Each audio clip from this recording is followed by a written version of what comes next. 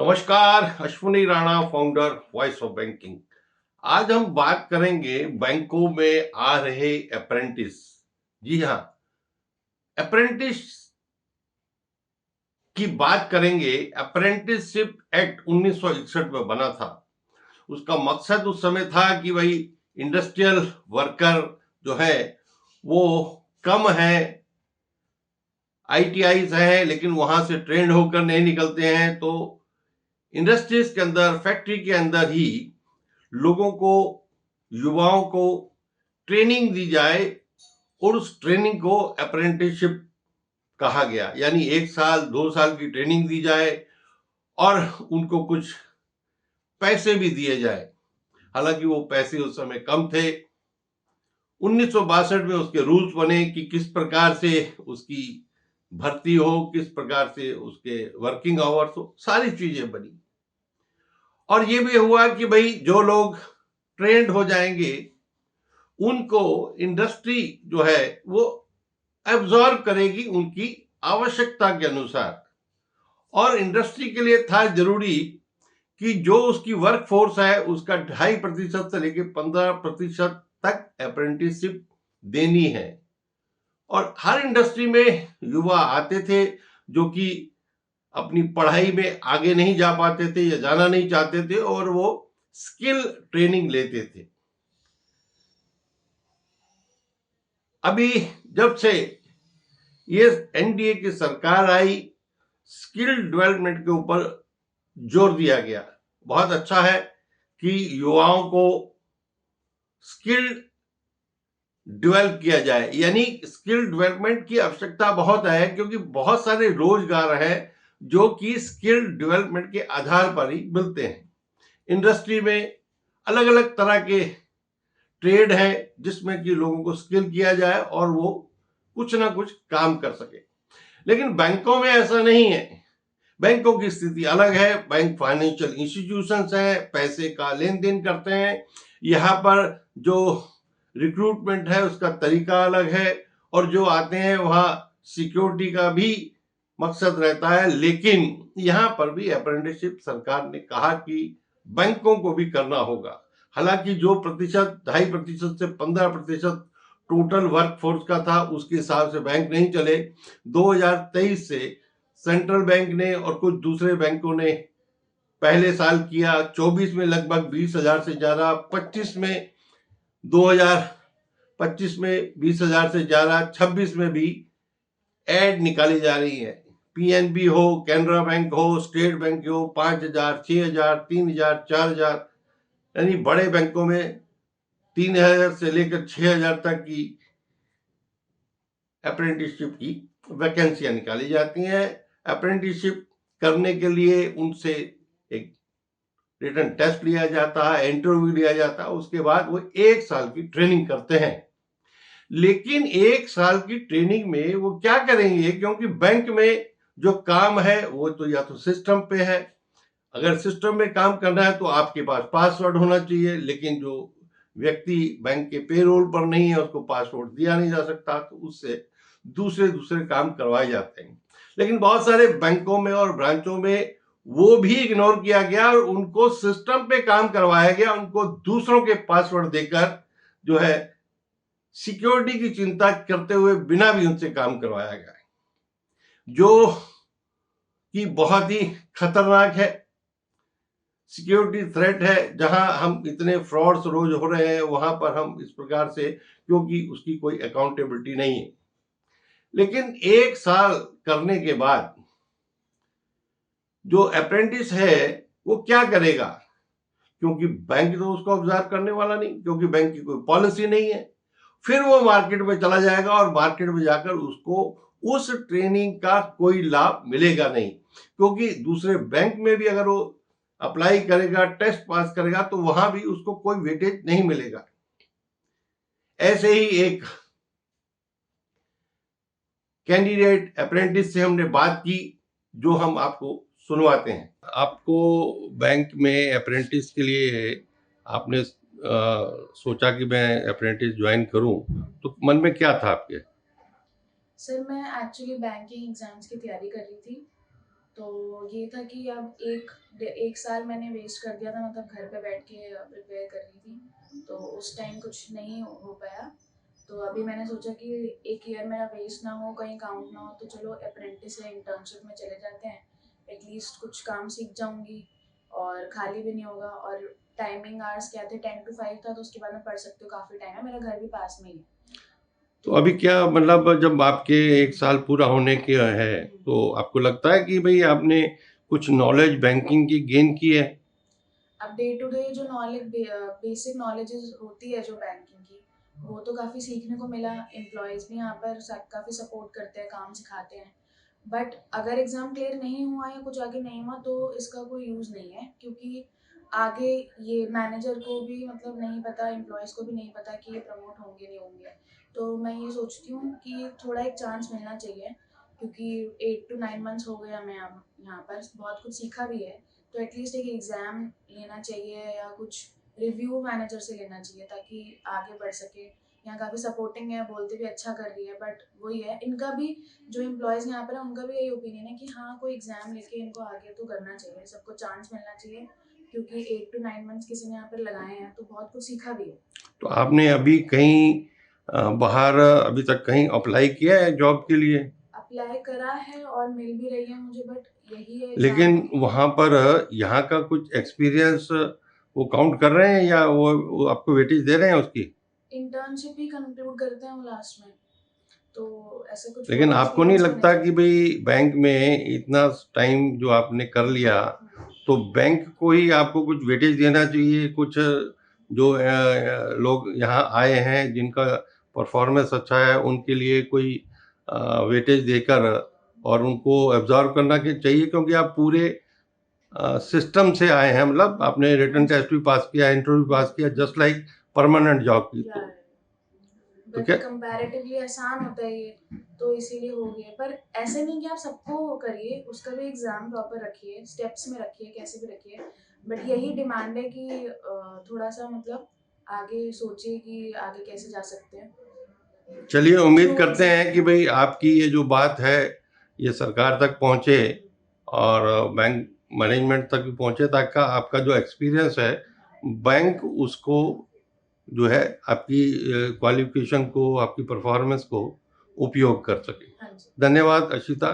Thank you sir. अब आपने देखा होगा कि इस कैंडिडेट का जो सपना था कि उनको लगा बैंक में आकर अप्रेंटिसशिप करके वो कुछ सीखेंगी और उसके बाद वो बैंक में लग जाएंगी या कहीं उनको जॉब मिलेगी, तो उनका यही कहना है कि मैं जहां भी इंटरव्यू के लिए जाती हूँ इस अप्रेंटिसशिप ट्रेनिंग का मेरे को कोई वेटेज नहीं मिल रहा।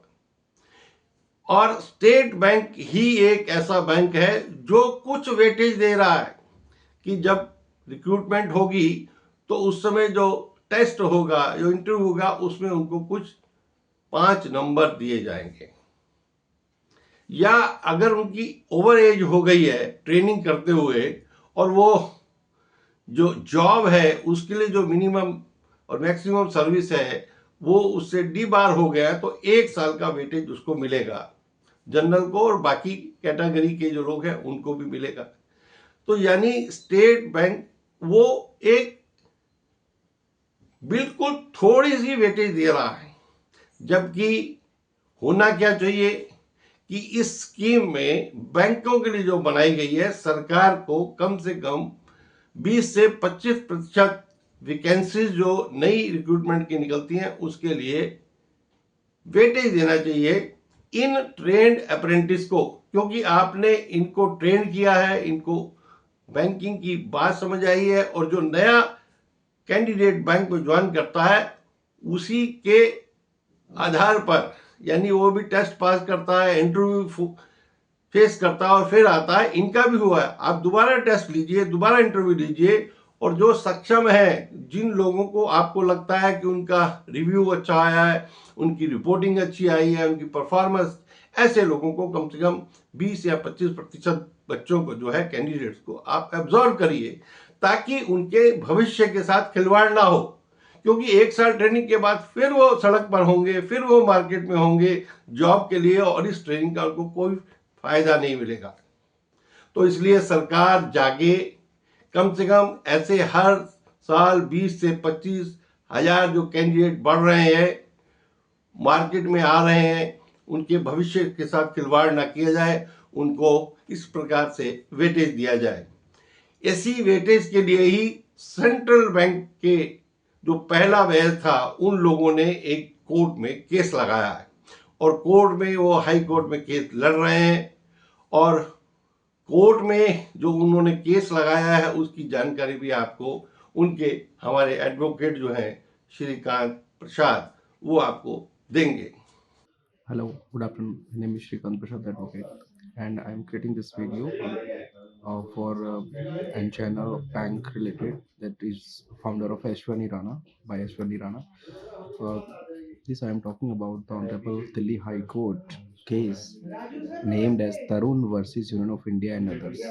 This was the case which was filed before the Honorable Delhi High Court in 2024, seeking giving preference to the trained apprenticeship in the regular recruitment of clerks for 2022-425 recruitments.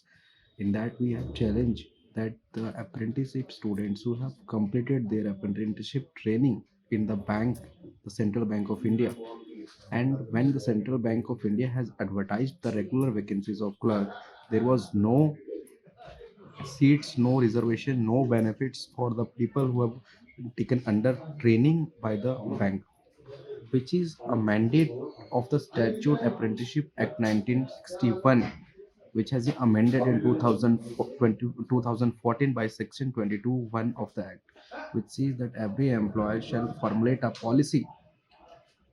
मतलब every employer means the Central Bank of India, who has given us the training, apprenticeship training, where the applicant have been undergone training for getting the skills for the bank related tasks and works. So there was no reservation, no kind of benefits, no bonus, nothing else. We filed. Honorable Delhi High Court single judge bench has dismissed that case on the ground that this section 22 of apprenticeship talks about the pre-training policy. So they have just misconcepted. We can say that it was a misconception by the Honorable High Court single bench, who has held this by saying that Section 22 says that the policy required for giving apprenticeship training, and failed to understand that this policy is required for post training policy for recruitment purpose, regular recruitment purpose. So we have challenged that order before the division bench of Delhi High Court, before the honorable judges Dinesh Sharma and another judges. So the honorable high judges has held this matter for 50, 20, 30 minutes, and they have consistently feel their anguished pain regarding the apprenticeship student who have undergone training, but there is no benefit, no nothing else for them, and even they were working at a very low stipend of 8,000 rupees. So the division bench had held that no, the bank is mandate, the bank should formulate a policy for giving weightage to these persons in the recruitment, regular recruitments of clerks. And by saying so, the court said that it's a very simple matter. It's a foundation of a statute. The respondent's bank cannot escape out from this turn or mandate. So they have issued the notice and they have asked that we will not going more in this case. We will hear this case finally on the date which is given in the March. तो मार्च को final सुनवाई है इसके ऊपर, इस point के ऊपर कि बैंकों में अप्रेंटिसशिप के जो स्टूडेंट हैं उनको रेगुलर क्लर्क की भर्ती में कुछ फ़ायदा मिलना चाहिए, क्योंकि वो ट्रेंड है, कि उनका टाइम लगा है, एनर्जी लगा है, पैसा लगा है। धन्यवाद। तो आज के इस सरोकार के एपिसोड में मेरा सिर्फ यही मानना है कि हम इन युवाओं के साथ खिलवाड़ ना करें, उनके भविष्य के साथ खिलवाड़ ना करें। अगर इनको हम कुछ ट्रेनिंग दे रहे हैं, इनको स्किल डेवलप कर रहे हैं बैंकिंग के अंदर, तो उनका जो स्किल डेवलप हुआ है उसका यूज, उसका इस्तेमाल, उसका उपयोग बैंकों को ही करना चाहिए। और बैंक अच्छी प्रतिभा वाले ऐसे अप्रेंटिसशिप कैंडिडेट्स को सेलेक्ट करके अपने यहाँ पर जॉब दें, क्योंकि वैसे भी बैंकों में आज कैंडिडेट आ नहीं रहे और जो आते हैं वो छोड़कर चले जाते हैं क्योंकि दबाव इतना है। लेकिन ये कैंडिडेट बैंक में आना चाहते हैं, परफॉर्म कर रहे हैं, तो ऐसे कैंडिडेट्स को बैंकों को जो है एक वेटेज देना चाहिए, नई पॉलिसी बननी चाहिए, मिनिस्ट्री को देखना चाहिए, सरकार को देखना चाहिए कि सिर्फ हवा हवाई जो है अप्रेंटिस स्कीम, उसके साथ इन कैंडिडेट्स का हर साल 20 से 25 हजार कैंडिडेट के साथ जो है भविष्य के साथ उनके साथ खिलवाड़ ना हो। तो मुझे लगता है कि मेरा आज ये सरोकार था इस अप्रेंटिसशिप स्कीम बैंकों के लिए, वो आपको समझ आया होगा और बैंकों को और सरकार को भी ये समझ आएगा। तो मेरा ये जो वीडियो बनाना सफल होगा। वीडियो अगर आपको अच्छी लगी हो तो कृपया लाइक करें, शेयर करें, चैनल को भी सब्सक्राइब करें ताकि और भी बहुत सारी महत्वपूर्ण जानकारियां आप तक पहुंचाता रहूं। धन्यवाद।